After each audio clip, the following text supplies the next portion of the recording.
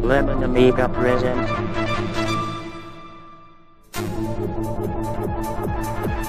a Playguide video review. Sit back and enjoy the show.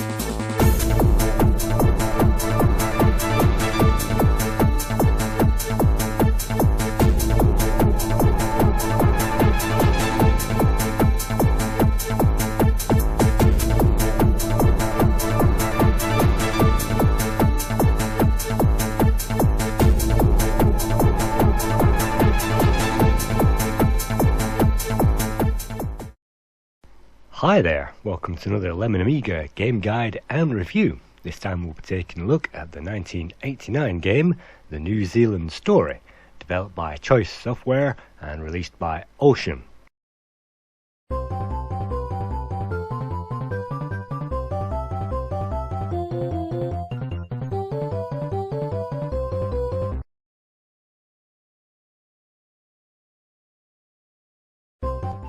In this game, we play as a character called Tiki Kiwi, who has been rescued from the clutches of the evil Wally the Walrus, and all his friends have been captured, which means we must go around and free them. This means negotiating 20 hard levels of enemies and platform action. Along the way, we will find power-ups and secret entrances, such as this one, which is a warp tunnel, and we shall see more warp tunnels later. As soon as we collide with the cage at the end of the level, we have freed our friend, and that puts us onto the next one. Here you can see me collecting a blue E, which is the first of our extend letters. Just like Tato's previous game, Bubble Bobble, the extend letters are back, and collecting all those will give us an extra life. Here you can see me waiting for a timer, and collecting that will freeze all the enemies on the screen so that you can leisurely go around and dispose of them. And then it's just a leisurely meander to the finish. There are 5 worlds in New Zealand Story, each containing 4 levels, which makes 20 in all, and some of those are very difficult indeed. But to begin with, New Zealand Story starts off pretty easily as long as you know the right way to go. If we hop off our platform here, we can now shoot all these bears from their platforms, and that's certainly an easy way to pick up those power-ups. You can see I've picked up a laser there, and yes, there are extra weapons in this game, and we start with the bow and arrow, which is pretty weedy, but as we continue to pick up those power-ups, I'm about to pick up an extra power-up, which is almost like a haystack weapon, and this will dispose of those enemies much more quickly. We can exit this level to the right, but what I'm going to do is to steal a duck, slip between this small gap, and jump up to exit the level the quick way from the left. That's certainly how you do it, because you gain extra score for completing these levels extra quickly. So the faster the better. There is certainly a route to completing these levels easily, safely and quickly, and the bottle you can see there is actually an invincibility bottle, so I'm just going to collect that. And this section of the game is very hard indeed. What we must do is lure these guys onto the screen and collect their platform so that we can rise out onto the next section of the level. Unfortunately, if we collect that platform while in invincibility mode, that will destroy it, so we have to wait until we are free of that. And on this section, it helps to destroy that guy's balloon, nip across here on the left before we collide with those spikes, and that should mean an easy cruise to the end of the level. On this section, we are just a whisker from the end of level boss, so it will really help us at this stage if we manage to find the bomb weapon. The bombs will destroy the boss in seconds, and if we use that, it will certainly aid us, but with this weedy bow and arrow, that takes just a little longer.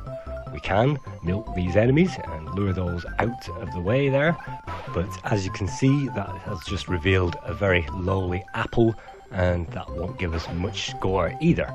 The bats in this game will drop bombs on our heads, and that isn't helpful, and you can't kill bats for score either, and that guy lobbing an axe in our general direction.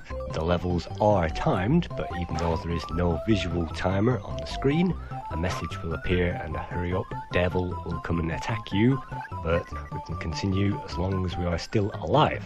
all we have to do to get rid of this whale, and I will be negotiating this with the bow and the arrow, is to get swallowed up, and you must get swallowed up by the whale in order to make any damage on that whatsoever. Avoid the drops which drop from the roof of that thing, and then after several hits that should disappear. On the second world, you can see the graphics haven't really improved from the first world, but don't forget this is a Taito arcade conversion, and the Taito release was released in 1988 in the arcades and was converted to the Amiga in 1989. I certainly had this with my Amiga because it came with the Batman pack, which was released in September of 1989, and that came with FA-18 Interceptor, which we reviewed just prior to this, and it also came with D-Paint and of course Batman the movie. In this section we have to lure these bullets onto the screen, because if we jump too quickly we will get caught out by those bullets, and sticking to the left hand side helps that job, makes that a lot easier. And then if we run, we can jump and land on this moving platform. We can move left and right to alter the direction of that platform, but if the player is quick they can jump up and they will only get hit if they collide with an enemy's firepower. If they collide with the enemy itself or a vehicle, they will not get hit. And you see fire on the floor there breeds, and that will spread if you allow fire to spread. And here we go, that's the end of the level. These levels really do move quickly once the player gets to find an appropriate route. I remember at the time playing this in the 1990s, I couldn't get off World 1, Level 4. And for the very first time I completed that level very recently in the Amiga compo. Unfortunately, after practicing this game for 3 weeks solid, I could still not complete it, so you'll basically see how far I can get with it. At the moment I am extending my lives there up to 4, and by shooting in this gap we can reveal another one of those warp tunnels. This will take us all the way to the end of the level. As easy as that. Yes, we do not get the score if we take a warp, but that does cut out most of the level, and so that can be easier than going around the level the hard way. The hardest part is knowing where those warps are, and well, warps will appear every other level in accordance with the arcade game, so if you know the arcade to any degree, you will find them in the same place. I'm just milking these stars here for some extra bonuses, and you can see the extend is just waiting for an X there, but the top of this level is notoriously difficult, so what I'm going to do is trigger another warp and skip it. That will take us to a later part of the level, and if we are very quick we can steal that platform away from this guy and float away. If we are not, we will die and we respawn in the same position, which is absolutely great. At least we don't respawn all the way back on the beginning of the level. On this section we have to jump over lethal spikes, and we have to negotiate our first water trap. Here we only have a certain amount of oxygen, which you can see depleting in the bottom right corner. If we pop our head out of the water, that will increase, and you can see me blowing air out of there to increase that oxygen and increase that the rapid way. That certainly isn't the last time we will see water traps, but for the moment we have to negotiate these bullets. It's important to jump off the edge of that platform in order to avoid the bullet. If you do not jump, you won't avoid it. And a leap of faith here to time those bullets, and yes, it can be done. It is entirely possible, but it took me quite a few attempts to figure this out, and avoiding those bullets there isn't particularly easy. You have to jump very rapidly 4 times, and if you jump too rapidly you will jump into the next bullet and die. In fact, I have never managed to get through those bullets without losing at least 1 life, even though I have got far in the game. That is just one of those sections where the player infuriatingly dies over and over again. It helps to pick up the bombs, because we will need that to face the end of level boss, which appears at the end of this section, and jumping up there to collect that duck gives us an easy ride over those bonuses, and plunging into that water gives us another water trap. You can see there sea anemones waiting to gobble us up. We must not land in the path of those anemones, and whatever they are, giant sea urchins, they will gobble us up if we stray anywhere near those, so best avoid it. And then you can see the oxygen resupplies when we emerge. we must make very short jumps over these stepping stones, and that should, fingers crossed, give us the end of level boss, and we should still have the bombs. All we have to do is to climb onto the top level and to fire an array of bombs, and just like that, within about 4 seconds, the boss is over. If you don't have those bombs, then that will take a lot longer. One of the quirks of the game is we can push up while floating down there, but that will not allow us to fly, so that is basically a flightless bird joke at the expense of the kiwi. And this section we can return to the milking doors, and those doors will be triggered by a hidden trigger point on the floor, but by picking up that timer there, it has enabled us to get to these enemies which have a balloon. We'll need to steal this and rise to the top of the level, avoiding all the other enemies along our way, and it's just a short drift to the finish from here. I must say the controls in the New Zealand story are absolutely spot on. They are arcade perfect, and jumps and leaps are recreated absolutely perfectly. If the player dies, then they may die because of mistimed and miscalculated jumps, and falling over those enemy missiles is certainly a possibility, but if they die because they miscalculated a leap, then they know that this isn't the control's fault, it is basically their own. In this section, it helps to have some kind of flight vehicle for us to fall down these infinitely spiked pits, but you can see the lasers will travel directly through any obstacle, and that allows us to kill and get rid of those enemies even beyond the wall. So you can see the X there on the left. I'm only short of 1 X to get my extra life, so I may as well get down there and collect that. And a nice jingle means we have the extra life, which puts us up to 4. We have lost lives already, and lives don't really come rapidly in this game. We cannot collect any extra lives as pickups, but we are awarded an extra life at a certain score checkpoint. This is a very difficult section. If we die, it is a long way back, so best to move through that as quickly as possible. You saw, whilst on the duck there, the spikes on the roof didn't get me, and so the duck makes us invulnerable to certain aspects of this game. Holding the breath there, we can now escape on the top, but even though this section is pretty easy, there is an alien which does pose a threat at the end of this level, so as long as we jump over these flowers there, which will actually kill us, we can dispose of that alien which would normally kill us if we didn't have the invulnerability. We can now make our way to the end of the level, collect the last few items, and leave. Yes, these levels might look quite easy, but then again, I know what I'm doing. I must have played this maybe 40 or 50 times in the last year to get this far, and yet I still haven't managed to complete the game. This level starts off deceptively easy, but here I will show you an extra tip, because later on this level does really get hard. So if we steal a balloon earlier on, these balloons will take a number of hits. You can see the blue there means it can take maybe 8 hits before it depletes and blows up.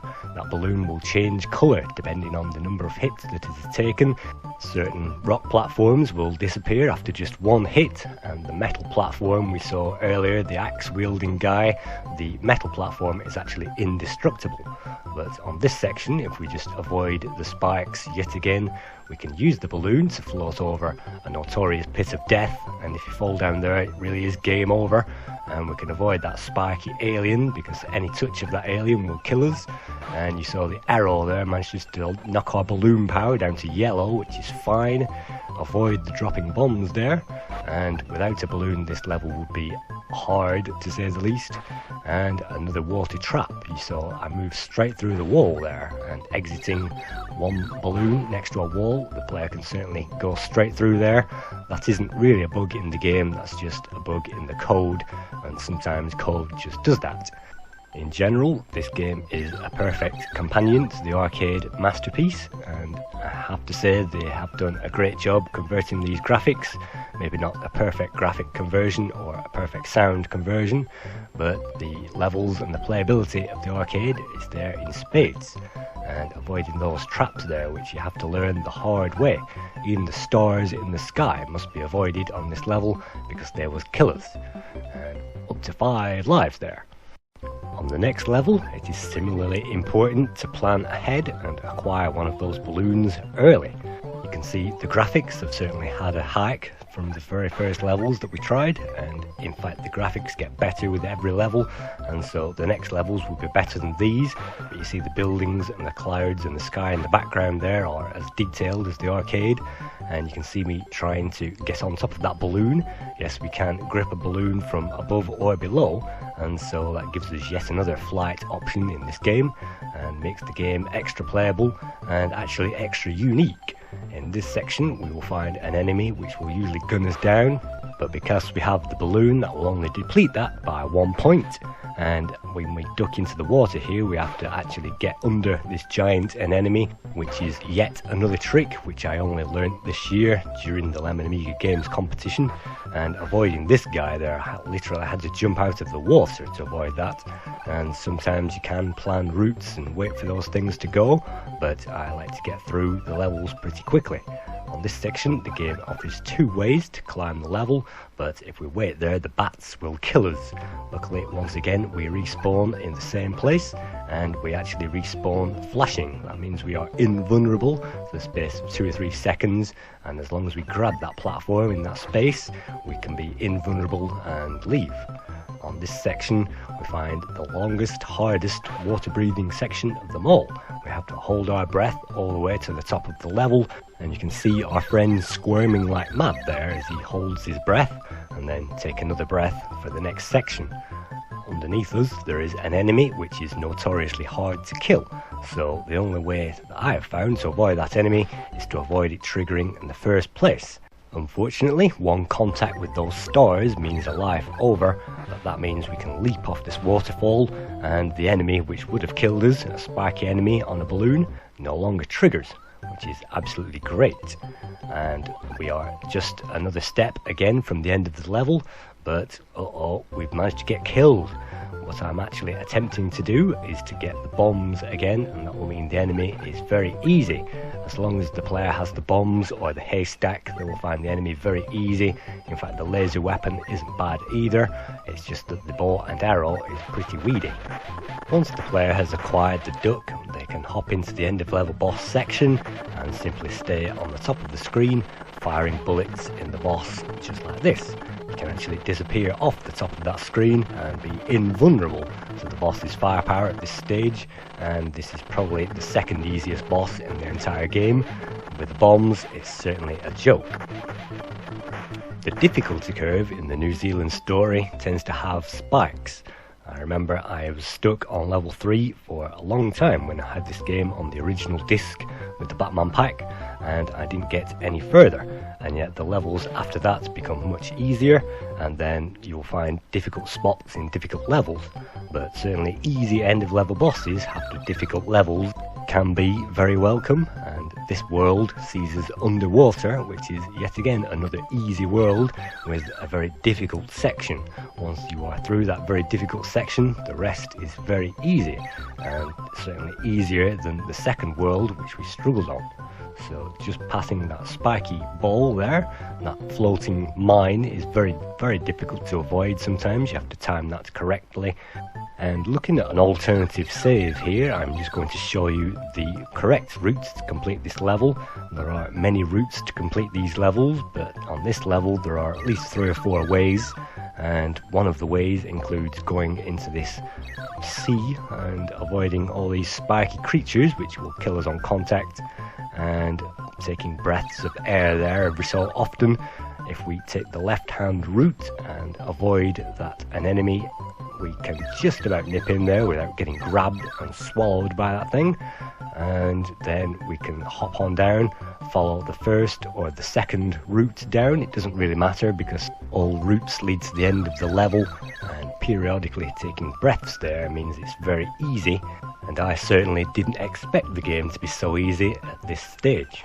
If the player wants to take life just a little harder, they can avoid the same spiky thing and they can pick up a balloon. The balloon will then take us to a lot of extra letters which we'll need to build up our extend. Collecting that balloon isn't easy sometimes because the guys will throw arrows in our direction and we must hop above those and avoid those, but now that we have this hidden section in our sights, all we need to do is to jump up and we can see the full extend letters there. All I need is the X and the E. So I jump up there and click the X, and that will give us our first letter, and it certainly isn't possible to collect all these letters. They will disappear, and the D has already disappeared there. But let's just collect that extra letter and get ourselves an extra life. Again, killing those bats has no effect on the score whatsoever, and then it's just a leap of faith all the way down to the end of the level. Very, very easy, and we gain an extra life as a result. Of all the levels, I consider the graphics in World 4 to be the best, and the graphics of this game were created by Mr. S. Connor. We don't know his first name, but we do know that he did not produce any more graphics for any more games on the Amiga. The code in this case was created by Colin Gordon, who worked on Platoon before this. He then moved on to Elf for Ocean, and Bart Simpson vs. the Space Mutants again for Ocean, which was released in yet another Commodore pack, and he ended with WWF Euro Rampage Tour. So the graphics in this game, even though you can see the sharks are actually painted in the background there, the graphics in this game are ported very faithfully indeed, and the sound effects and the controls and the music are there. So I think this is a great arcade conversion. And the next level we'll take a look at the scores, but in the meantime this guy is very difficult to beat. You have to hop down there and get that guy and steal his ride before he can do any damage, and you can see clinging on to the bottom of that thing means I can no longer exit the top of the level, so I must steal one of these bear platforms. Unfortunately, if we are on the same level as those bears we will get killed, but if we are just below them we can shoot them from underneath. The levels on World 4 are probably as big as you will see on New Zealand Story, and they do take quite a longer time to complete than the earlier levels. At this stage it's just a matter of saving those lives and taking care of Tiki Kiwi before he dies and we are no longer able to complete the game. It is possible to get through the game without losing any lives, of course, if you master the game perfectly, but it does take a lot of time and dedication to know all the tricks to allow you to do that. The art of luring guys onto the screen and stealing those balloons continues onto the next level, and that's certainly a good skill to master, because then we can make our progress through the game and we don't have to rely on the platforms. Balloons are a neat aspect in the fact that they cannot be destroyed straight away, as we know, so sometimes that saves us from an early death. Again, dying in these sections is pretty easy. Even though I know these levels, it is just a matter of avoiding all these enemies and their random firepower, and sometimes you can't help but die. So let's hold our breath there and hope that we find an air pocket ready and waiting for us, which we do. But that is certainly not the last of the deep breathing exercises which we will have to perform on this game. In fact, this level is deceptively large, so let's steal another ride, and it is very difficult, this section. If you don't steal one of those rides you will get hammered by all these guys, and sometimes once they're dead, but these respawning enemies don't die, they just carry on respawning. Luckily this roof gives us a safety zone, and if we bury ourselves in the roof then we can no longer get hit. In this section we must again have a leap of faith, and we must choose the right route to get to the end of the level. Unfortunately I've chosen the wrong route, and that means another life over.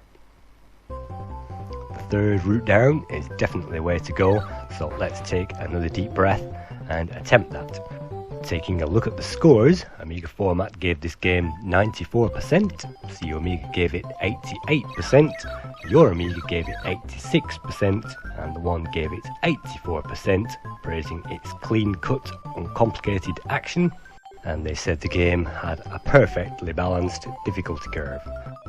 Well, sometimes I think the difficulty curve is a little spiky on this game, but if the player knows what they are doing, then it is certainly possible to take those shortcuts and get through the levels. So in general, I'd probably give this game a 7 out of 10, basically because it is very annoying in some sections, and I must have tried this particular level any number of different times, and I can't get anywhere with it. So the annoying aspects of these levels, where the player can die very easily, and if they die on the earlier levels, then they will never ever reach this level. So this is me fruitlessly hanging on to that last life and about to die yet again. But yes, there are just too many annoyances with this game to make it my favourite, and it is one of those platformers which I annoyingly haven't managed to complete. You can see there I should be able to slip through that gap, but I can't, and we die as a result. So thank you once again for viewing this long playthrough guide to another Amiga classic, New Zealand story. Hope to see you again in another review sometime soon. Thank you.